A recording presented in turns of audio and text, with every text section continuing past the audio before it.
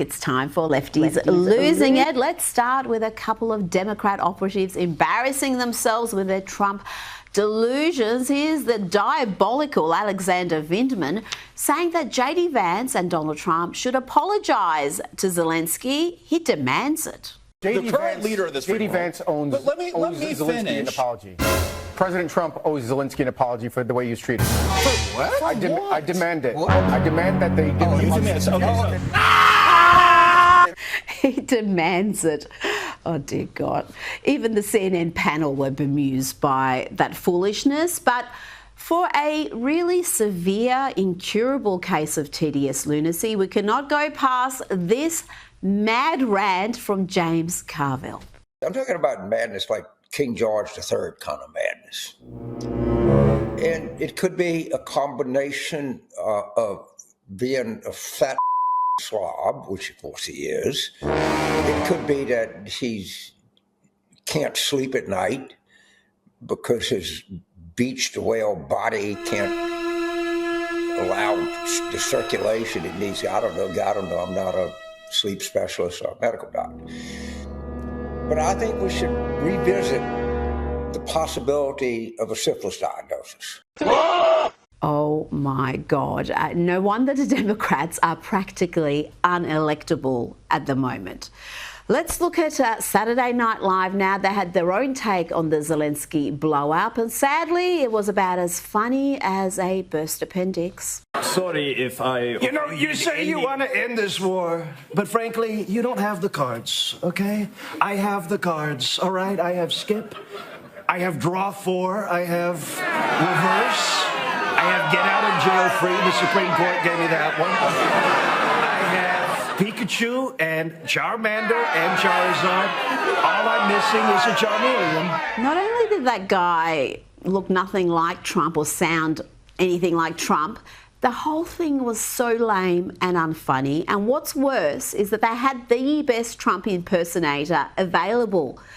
Shane Gillis was on the show. Here he is on Kill Tony shortly before the election. And I warn you, this is a little blue, but it's actually funny. Hey, everybody. Oh, hey. What a great lady. I talked to her backstage, and wonderful woman. The tits are real. Excuse me. A lot of people are saying her tits are fake. They're not fake. I touched them, and great tits, wonderful tits, American tits, and that's the thing that we've lost under this administration. Where are the American tits anymore? But instead, Saturday Night Live had Shane Gillis doing a new skit. Now, it was okay. It was amusing enough, but he should have been playing Donald Trump. Let's have a quick look at that new skit. The suspects are believed to be four white... Yes! No, that's right. I'm sorry, what's going on? Oh, nothing. Yeah, just relieved that the police have white identified the suspects. Exactly. Very white. Okay, police are looking for looters, huh? You hear that? These looters were spotted after wildfires devastated homes in Hunt Valley Township. Looters. Okay, just read the story. That's enough. Looks like they stole televisions, bikes. Who do you think that was? What color do you think that was? Good job, Dale. All right. Police are on the lookout for the alleged ringleader, a local man named Ethan Kapowski. Damn it. Now, since we are delving into the world of comedy, let's hear from comic John Crist mocking social justice warriors who grandstand on the internet. About time these massive hypocrites were called out. Just like on the internet, just like, we stand with Ukraine. I go, you don't even have custody of your kids, dude. What? Who are you talking to? Pick up your kids from soccer practice, then we'll talk about foreign policy, Kevin. We are living on stolen land. I'm like, you're stolen your parents' cell phone plan. You're on stolen minutes, Brittany. Who are you talking to? Now, I've been waiting all weekend to speak with my next guest about the extraordinary scenes in the Oval Office and the fallout from the Zelensky affair, including Keir Starmer's comments about boots on the ground. Joining me now is Newsweek Senior Editor-at-Large and Article 3 Project Senior Counsel Josh Hammer. Josh, I've seldom seen more misinformation, more ill-informed emoting masquerading as analysis on any issue than what transpired at the White House. It's why I'm eager to get your sober, reality-based commentary. I watched the full interaction. It goes for around 50 minutes and it's eye-opening. I'd suggest to any pundit commenting on this issue to actually watch that full encounter before opining about what happened in the White House. But Josh, these negotiations have been underway for some time, and some crazy reasons, Zelensky decided to renegotiate the deal in front of the world's media and decided to do it by being incredibly rude, incredibly dismissive of both the president and the vice president. Rita, it's one of the most astonishing things I think I've ever seen in politics. I was actually recording an episode of my own show, The Josh Hammer Show, while this was happening live at the White House, and I recorded a whole segment on the Russia-Ukraine deal because I assumed that it was basically a done deal. And then I saw what happened, and I texted my producer. I was like, oh my God, we have to redo the entire segment. Like, what the heck just happened at the White House here? I mean, what was Zelensky thinking? I mean, I, like you, Rita, have watched this entire exchange there. You know, it almost seems to me like he went in there with the full intention of just blowing this up. And I'm not entirely sure exactly what he's trying to do, other than the fact that, one, I don't think he's very good at this. I don't think Vladimir Zelensky is very good at this whole international politics thing. Two, he must have the worst advisors in the world. Remember when he did that campaign stop with Kamala Harris in Pennsylvania at the munitions factory? He has gone all in repeatedly for the left, for liberals, for Democrats there. And he doubled down and tripled down, quadrupled down in utterly spectacular fashion there.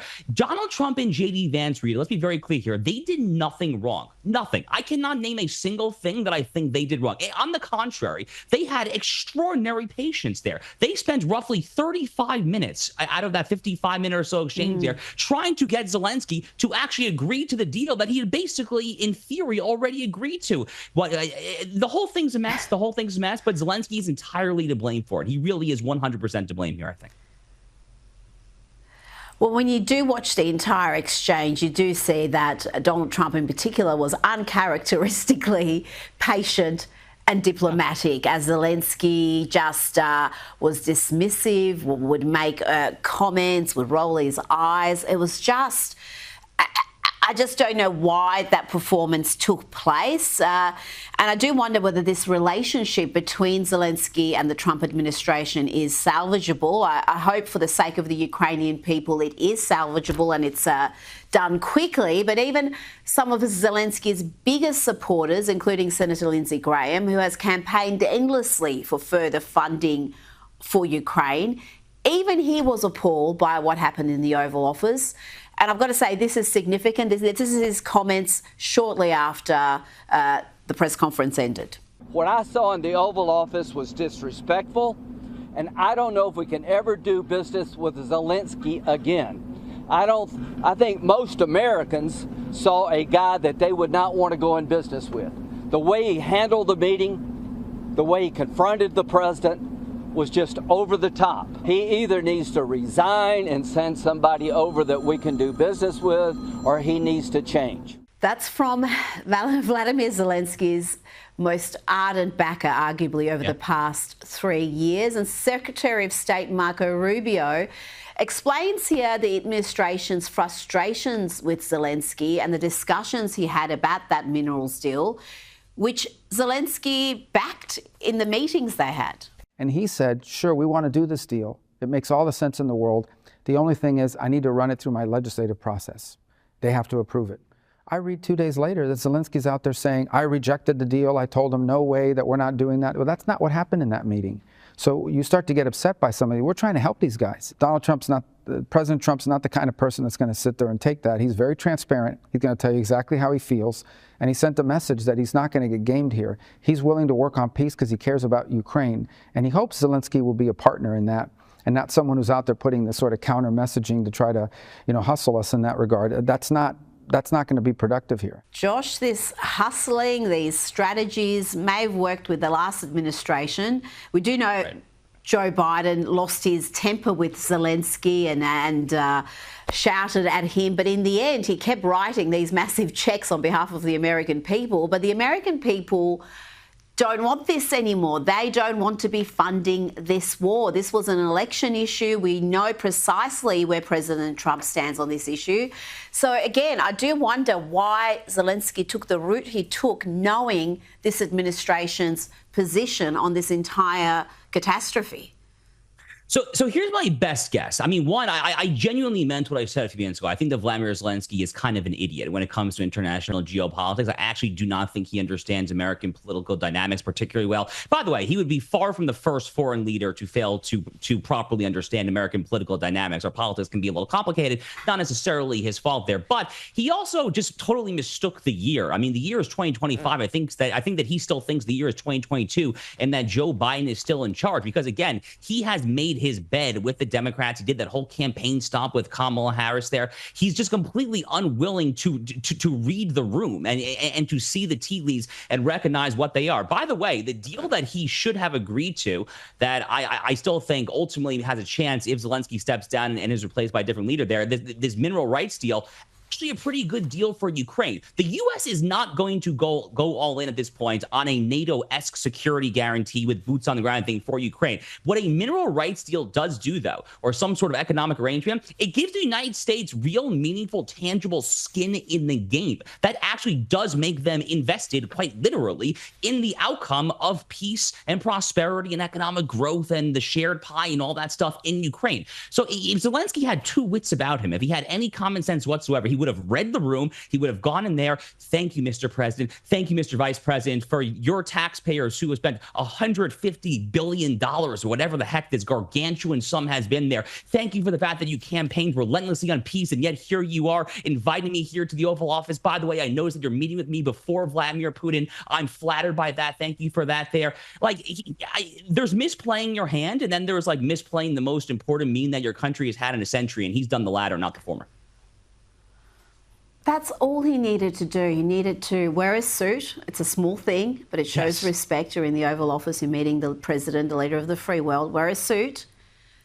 Be deferential, be polite. Just conduct yourself how you would with hopefully any world leader, and walk away with an advantageous deal for your people, for your country that has been devastated by 3 years of war, which Russia started with this invasion. But do we want peace? Because there are only three options here, and even the most pro-ardent Ukraine expert who's honest will tell you this, that we can either have the war continue, and that's only going to work in Ukraine's favour. Their only chance of winning is if there's troops sent from around the world, boots on the ground, and we're going to talk about that shortly, which is potentially the start of World War III against a nuclear power in Russia. Second option is that you give up and Russia wins. No one wants that. The third option is peace with an advantageous deal for Ukraine, and this is what was being worked out. So for it to be blown up in this fashion, I think is just devastating. And you talked about Vladimir Zelensky not understanding the American dynamic, the current politics. Have a look at this polling on Ukraine and how much opinions have shifted amongst the American people on not just this conflict, but opinions on Zelensky himself. This poll, I hasten to add, was taken before the meeting. U.S. support for Ukraine is too much. Back when the war began, back in February of 2022, it was just 7%. Up like a rocket ship. My goodness. Up now in February of 2025 to 41%. And the clear majority of Republicans, and of course Republicans are in charge of the U.S. government now, 62% of Republicans say that the U.S. support for Ukraine is too much. What a difference from just 3 years ago. Feelings towards Zelensky have changed also dramatically. Look at this. Confident Zelensky will do the right thing when it comes to world affairs. Back in 2022, it was the clear majority, 72% through the floor. Through the floor by 2024, just 48%. I think after that performance in the White House, the figure is going to be far lower, Josh. And again, Trump got elected on an American first agenda. It underpins his entire platform. And it seems that's lost on so many political pundits. It seems to have been lost on most of the EU because that means something. That's more than just USA chants and high fives. That means you do what's best for the American people, and the American people have made it clear that they do not want to fund these endless wars. That's exactly correct. By the way, I'm actually kind of surprised, per Harry Enton's graphic there on CNN, I'm a little surprised that 41% of Americans who think that there's too much support for Ukraine, I would think that number would actually be even higher. I think that number probably will go up even higher now over the next week or so after that meeting on Friday. I guess we'll see what it is.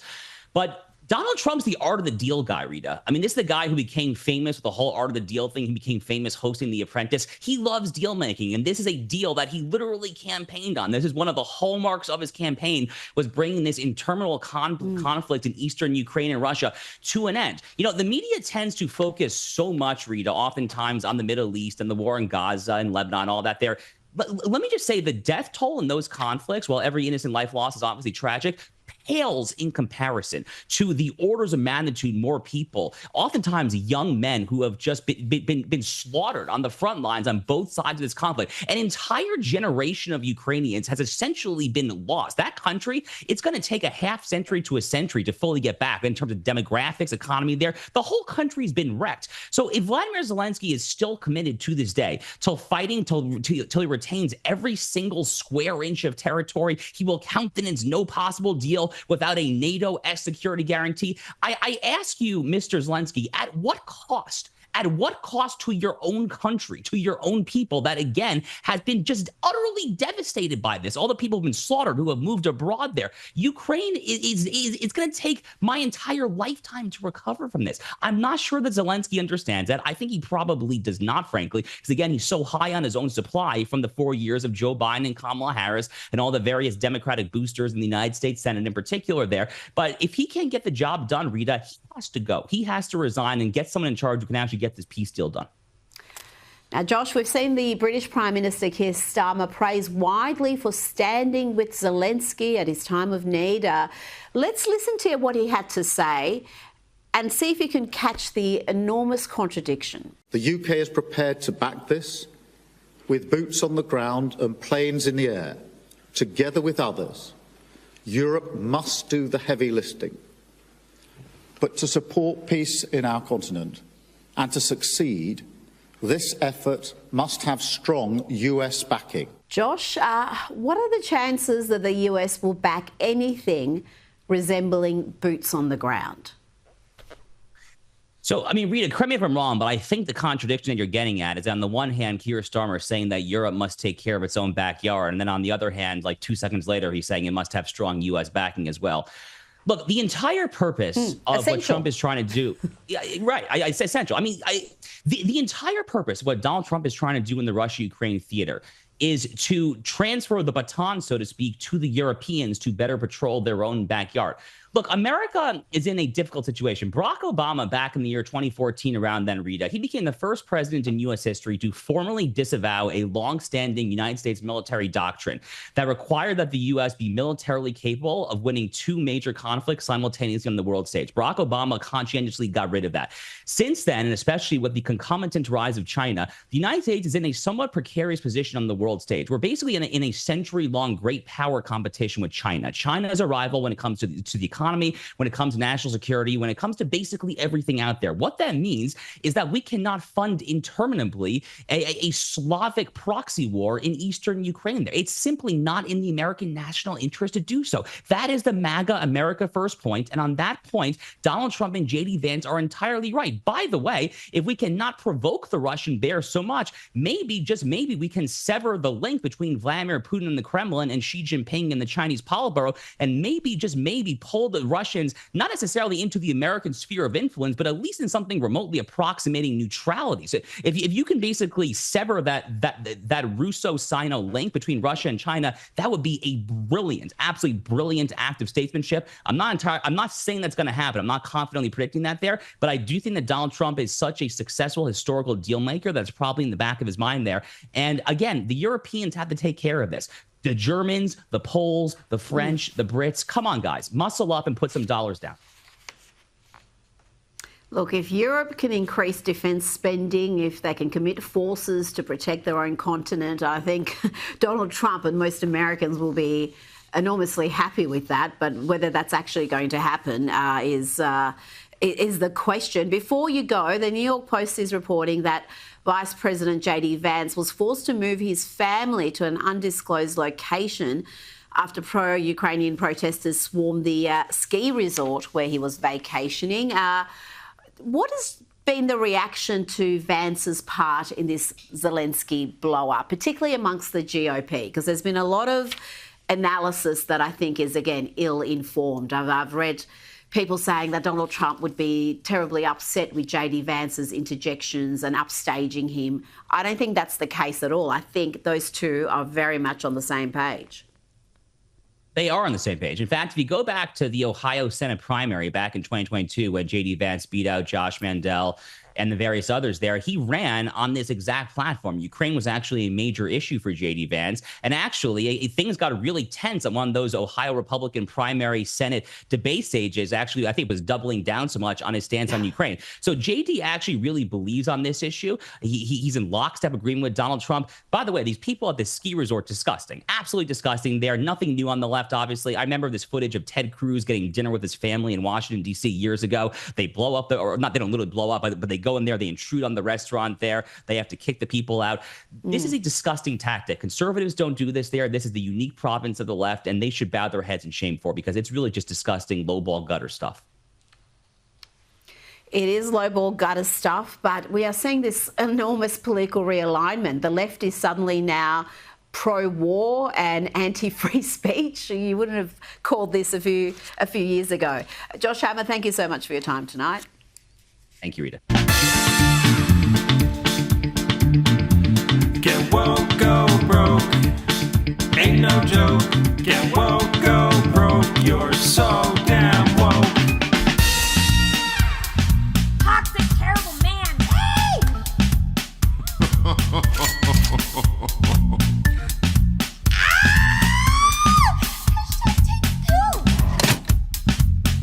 Go away now. The Oscars think they can go woke, but Hollywood will now go broke. YouTube give itself an award, and Susan take a fall on the sword. Get woke, go broke. Ain't no joke. Get woke, go broke. You're so damn woke. Get woke, go broke. Ain't no joke. Get woke, go broke. You're so damn woke. Get woke, go broke. Ain't no joke. Get woke, go broke. You're so damn woke. The bestest ever in every way. Toxic, terrible man. Hey!